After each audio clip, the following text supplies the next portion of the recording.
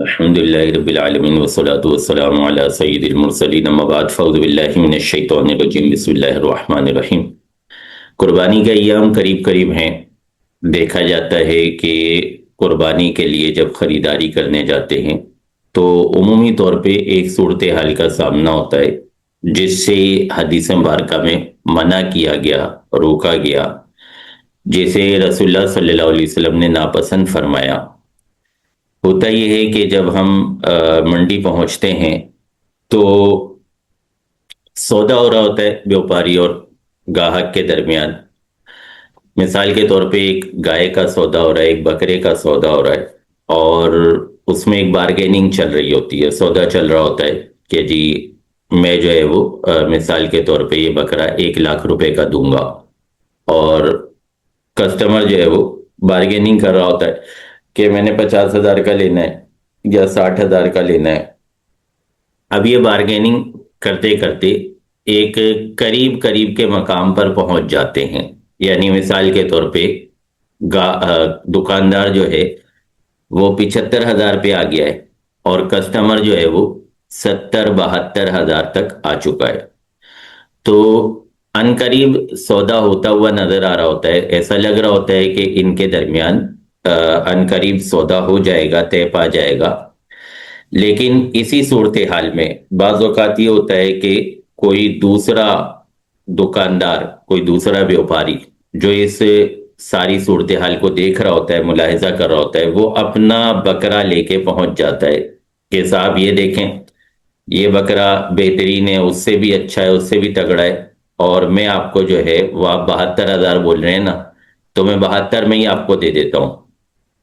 تو یوں وہ جو ایک کسٹمر اور گاہک کا سودا بن رہا ہوتا ہے،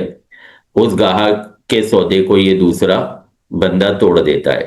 یا پھر جو ہے بعض اوقات یوں ہوتا ہے کہ جو سامعین ہیں، جو سن رہے ہیں اس سودے کو کہ ایک بکرے کا سودا ہو رہا ہے اور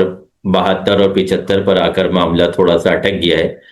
تو ان سامعین میں سے کوئی شخص آگے بڑھ کے آفر کر دیتا ہے دکاندار کو کہ بھائی آپ مجھ سے لے لو 75، مجھے دے دو یہ۔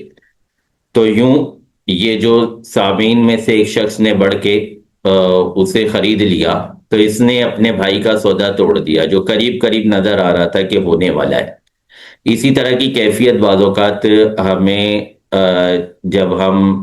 ٹرین سے اترتے ہیں ریلوے اسٹیشن پر، یا شہر ٹو شہر ٹریول کر رہے ہوتے ہیں، بس سے اترتے ہیں تو رکشے والوں کی بھی نظر آتی ہے کہ رکشے والوں کی ایک لائن، ایک جھمگٹ آ جاتا ہے ہمارے پاس، اور بارگیننگ ہو رہی ہوتی ہے رکشے والے اور پیسنجر کے درمیان، اور ایک قریبی معاملہ نظر آ رہا ہوتا ہے کہ اب ان قریب ان کا آپس میں طے ہو جائے گا اور رکشہ ہائر کر لے گا یہ۔ لیکن اسی موقع پہ کوئی دوسرا رکشے والا آفر کر کے اس سواری کو توڑ لیتا ہے،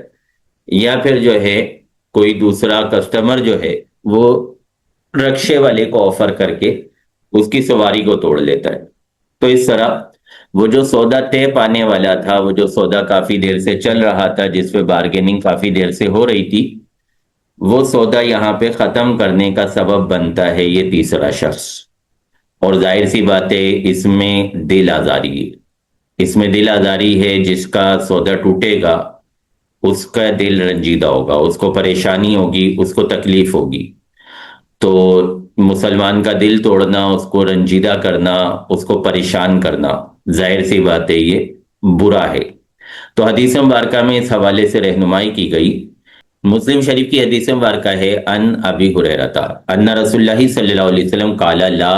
یصوم المسلم علی صوم اخیہ۔ رسول اللہ صلی اللہ علیہ وسلم ارشاد فرماتے ہیں کوئی مسلمان اپنے بھائی کے سودے پر سودا نہ کرے، مسلمان اپنے بھائی کے سودے پر سودا نہ کرے۔ تو سودے پہ سودے کی صورت یہی بنتی ہے، ایک تو یہ کہ سودا ہو چکا، سودا کر لیا، یعنی طے ہو گیا ان کا، اس نے کہا میں 75 کا دوں گا، اس نے بولا صحیح ہے 75 کا دے دو۔ اب یہ تو طے ہو گیا، اس کے بعد اگر سودا توڑے گا کوئی بھی ان میں سے، گاہک اور دکاندار میں سے، تو وہ گناہ گار ہوگا، وہ سودا توڑ ہی نہیں سکتا، اس کو سودا توڑنے کا اختیار ہی نہیں ہے۔ لیکن یہاں جو حدیث مبارکہ میں رہنمائی کی گئی وہ اس وقت کی نہیں کی گئی، وہ اس وقت کی گئی ہے جب بارگیننگ ہو رہی ہے اور سودا ہونے کے قریب نظر آ رہا ہے، سودا ہونے والا ہے، ایسا محسوس ہو رہا ہے کہ اب سودا ہو جائے گا، اور اس موقع پہ کوئی دوسرا شخص ان کے درمیان میں آفر ڈال دیتا ہے اور اس سودے کو توڑوا کے ایک دوسرا سودا کر لیتا ہے، تو یہ صورت جو ہے یہ معیوب ہے، رسول اللہ صلی اللہ علیہ وسلم کو ناپسندیدہ ہے، آپ نے اس سے منع فرمایا، لہٰذا ہمیں اس طرح کی سودے سے بچنا چاہیے، اور خاص طور پہ اس وقت جو ایام قربانی ہے اس میں یہ معاملہ بہت زیادہ عام ہوتا ہے، دیکھنے میں آتا ہے، اس لیے اس وقت موقع کی مناسبت سے آپ کو یہ بات یاد دلانا بہتر سمجھ آیا۔ اللہ تبارک و تعالی ہمیں احادیث کریمہ پر عمل کرنے کی توفیق عطا فرمائے، آمین ثم آمین بجاہ النبی الامین صلی اللہ علیہ وسلم۔